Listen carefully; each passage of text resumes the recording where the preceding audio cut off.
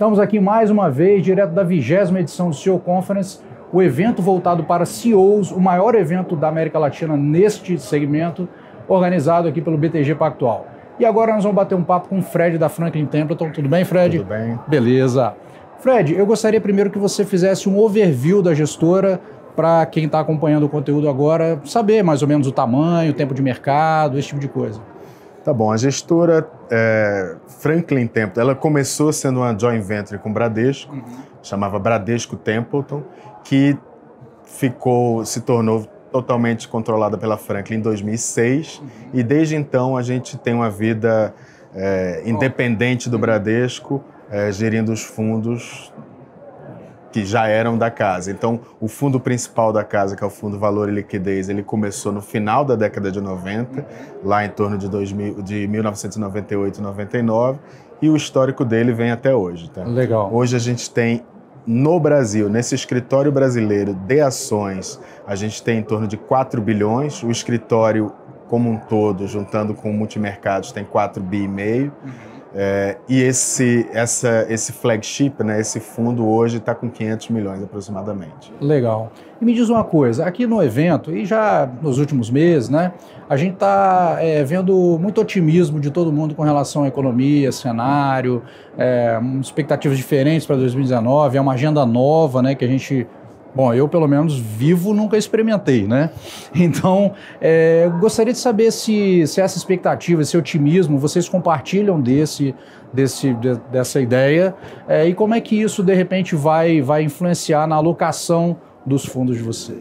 Sem dúvida, acho que tem muita razão para estar otimista, né? Acho que a perspectiva que a gente tem hoje de implementação de uma série de reformas que atacam de frente os problemas que tem sido uma das grandes fontes, né, de volatilidade do mercado brasileiro, essa perspectiva é muito forte hoje. Então, eu acho que é fundamentado o otimismo, sim. Mas, no momento, no ponto atual, é tudo condicionado à aprovação, principalmente aqui no caso, da aprovação da reforma da Previdência. Eu acho que o conjunto da obra é maior.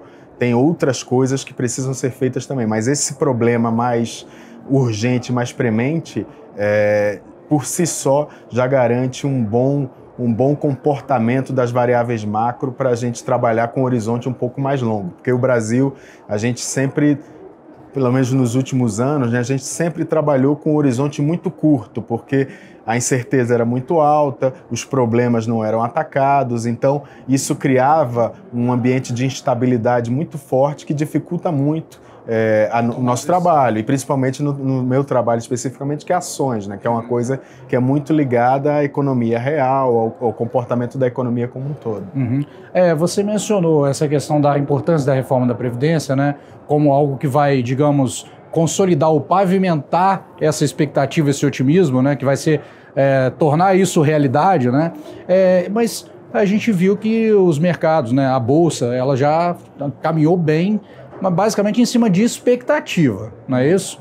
Então agora isso tem que se materializar e vocês estão trabalhando com alguma ideia, mesmo que seja uma coisa que vai mudar, lógico que não tem previsão, ainda mais a política no Brasil, mas vocês estão trabalhando com que essa Previdência saia nesse semestre ainda, ou no segundo trimestre? Vocês têm alguma... Olha, pessoalmente eu acho até que eu tenho uma visão um pouco mais pessimista do que eu tenho visto como média do mercado. Eu trabalho com a aprovação como um todo da reforma só no último trimestre do ano. É mesmo? Esse ano ainda, mas no último trimestre. Eu nunca vi uma reforma ser aprovada sem ter um solavanco, sem ter uma surpresa. Então, eu acho que eu sempre eu dou um pouquinho mais de desconto nesse valor de face, principalmente que tenho escutado lá de junho, julho. Eu acho que isso atrasa um pouco mais. Mas é indiferente, isso é mais importante para um aspecto mais tático. Isso pode ter uma decepção num mês, no outro, mas contanto que aprove esse ano, eu acho que já é suficiente para a gente ter um bom ambiente de negócios no Brasil um balizamento dessa melhora de confiança que você mencionou. Eu acho que o importante é passar. Perfeito. E pode até passar com um pouco de diluição desse 1,1, 1,2 trilhões que tem se falado que seria essa proposta, ideal, né, a poupança proposta hoje, né? Então, se vier alguma coisa mais diluída, 800, 900, acho que importa pouco. Está dentro da mesma ordem da ordem de grandeza, digamos assim. Exatamente. E acho que é importante que a reforma venha, como você falou, os mercados se anteciparam. Então, todo mundo hoje acredita que a reforma vai passar. Pode ter uma diferença do tamanho, do prazo, mas acho que o contexto vai passar. Então, a gente viu em vários mercados ligados ao Brasil uma melhora grande de indicadores. Então, taxa de juros hoje, você pega a NTNB, o prêmio que a NTNB longa está pagando, voltou para uma casa de 4%, que é um número historicamente baixíssimo. Taxa de juros está lá estabilizada no 6,5% e parece que vai ficar por um bom tempo assim, podendo até ser cortada, quem sabe, né?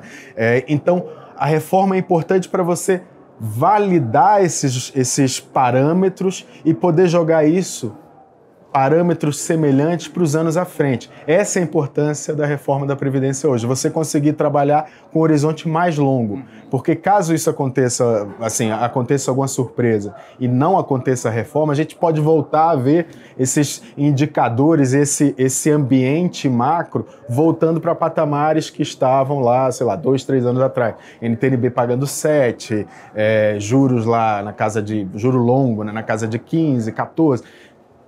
Essa é a importância da reforma da Previdência hoje. Legal. E me diz uma coisa, você mencionou, por exemplo, lógico que isso é um exercício hipotético, né? A minha expectativa pessoal é lá para o final do ano. Independente de qual seja, o que aconteça, de agora até a aprovação, assim, vai ter muito ruído, né? Porque um dia, não, desse jeito não vai, não sei o quê, até pela própria comunicação da coisa, e aí o pessoal quer tirar tal parte, aqui é o momento. Se você mesmo considera que, de repente, o de 1,1 tri pode ir para 800 bi, então alguma coisa vai acontecer nesse meio tempo que vai produzir algum tipo de ruído e em algum momento isso pode criar alguma volatilidade. Isso muda na alocação, o investidor que, de repente, utiliza o veículo da Franklin investindo no FIA, ele pode perceber isso e isso deve impactar a decisão dele? Ou como é que ele vai falar, não, mas eu continuo aqui para longo prazo, eu sei que isso vai fazer parte do movimento natural. Como é que ele reage diante disso? O que você tem para falar para esse cara que, de repente, nesse momento... Eu não tentaria muito querer, talvez seja querer demais acertar o mês a mês da Bolsa. Assim, historicamente falando, todo ao longo da minha carreira, é muito difícil, principalmente quando tem muitos consensos, claro, né? Hoje há um consenso que a reforma vai sofrer uma dificuldade grande, tem muita gente falando que taticamente agora a Bolsa pode dar uma parada, ou até mesmo dar uma realizada. O fato é que talvez sim, mas eu não consigo acertar. Certo. Eu tenho uma visão de longo prazo e tenho como é que se fala? Um cenário base.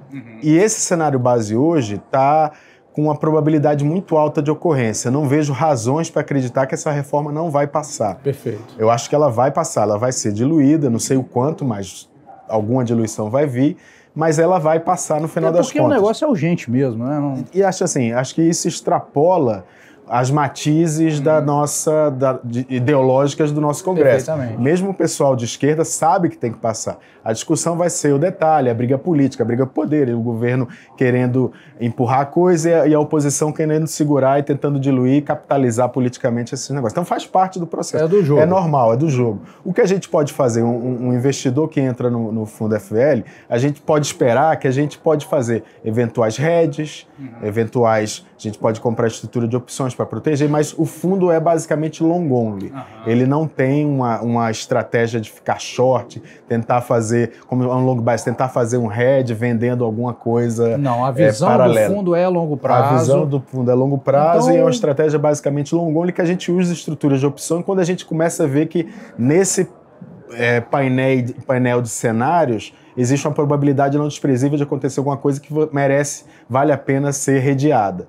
Mas caso contrário, hoje, no contexto que a gente está hoje, atualmente, e já desde de alguns meses, a gente está com um percentual de caixa muito baixo, bem investido, porque de fato... tem motivo para isso. Tem motivo para isso. E principalmente, quando você olha o arcabouço como um todo, a taxa de desconto está baixa, então o custo de oportunidade de você estar fora da Bolsa está bem mais baixa. O CDI está bem baixo hoje para padrão brasileiro. E a perspectiva de uma aceleração maior da nossa atividade não é desprezível. Hoje não tem nenhum dado concreto que faz o mercado revisar esse consenso de 2,5% do PIB para esse ano e principalmente para 2020. Que acho que o jogo da reforma é importante para os anos à frente, que vai de fato mexer com o PIB potencial brasileiro, que hoje o consenso de mercado é muito baixo e está ali na casa de 2,5%. Se essa reforma vem de fato e acontece, e a gente consegue ver hoje que os indicadores de confiança têm melhorado muito e todo mês tem subido muito fortemente. Então isso é um indicador antecedente de alguma aceleração na atividade. Se essa reforma vem e não precisa esperar que seja aprovada, o mercado tem que acreditar e tem que ter indícios fortes de que ela será. Então, eventualmente, passando no Congresso, na Câmara, com alguma facilidade, ou passando com uma margem boa, renovando expectativas. O mercado já vai, de fato, demos um passo, está caminhando. Exatamente. Então, não precisa esperar até lá. Em algum momento, no meio do período, o mercado já vai ter uma convicção muito forte do que é que vai acontecer e vai se adaptar para isso. Então, acho que não dá para você esperar, no final do ano eu vou me posicionar para isso. Acho que você já deve se posicionar por agora. Claro, até porque no final do ano, mas tem o caminho a ser percorrido aí. Exatamente. Legal. E tem uma coisa que a gente sempre fala aqui no canal do BTG Pactual Digital,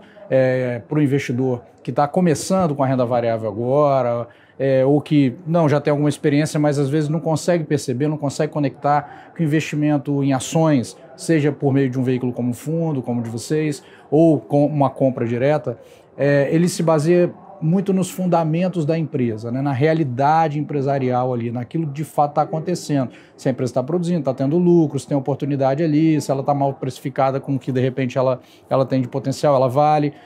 E aí a gente sempre fala isso, olha, conecta o investimento em renda variável com a realidade, a economia real, né? E eu gostaria de saber a sua opinião sobre o evento, no seguinte sentido, a gente vê aqui um monte de painéis que tem lideranças políticas, tem lideranças empresariais, tem uma parte sobre inovação, tem tudo isso, e tem o mercado financeiro. Como que você vê essa interseção ou essa interação provocada pelo ambiente criado aqui no evento, o quão isso é importante para vocês fazerem melhor relacionamento ou melhor interseção com essas empresas que muitas vezes vai compor a carteira do fundo? Assim, a importância de um evento como esse é total. Assim, se você olhar, nosso time inteiro de análise está aqui hoje fazendo reuniões com as empresas ao longo da conferência. Eu mesmo participei de várias reuniões ao longo do dia também, ontem a mesma coisa. O que é importante é que a gente consegue unir a dinâmica macro, que eu mencionei aqui, com essa questão das reformas, das taxas de juros, das taxas de mercado, com a dinâmica micro. Que é a realidade interna de cada empresa. Exatamente. E isso é nosso cotidiano, isso é nosso dia a dia. É mais relevante até essa dinâmica micro do que a macro. A macro é importante em momentos de mudança de tendências, como a gente tem vivido nesses últimos tempos. A gente passou por um período de instabilidade grande ao longo dos últimos anos e agora a gente está num período que parece ser uma consolidação de uma visão mais de longo prazo. Esse é o momento atual. E é importante você conciliar isso com a dinâmica micro do chão de fábrica das empresas que você está visitando e tendo contato. Então, o que a empresa está fazendo no micro para melhorar resultados, apresentar um crescimento mais acentuado, como é que está a dinâmica competitiva. Então, você tem que conciliar essas duas coisas na construção do seu portfólio. E para isso, um evento como esse é importantíssimo, é crucial. Bom, Fred, eu agradeço a sua presença aqui com a gente nesse bate-papo aí. Eu que agradeço. Vamos te liberar aí para continuar aproveitando a conferência aí. E você que está acompanhando aí o nosso conteúdo, já a gente vai colocar novos vídeos aqui direto do seu conference.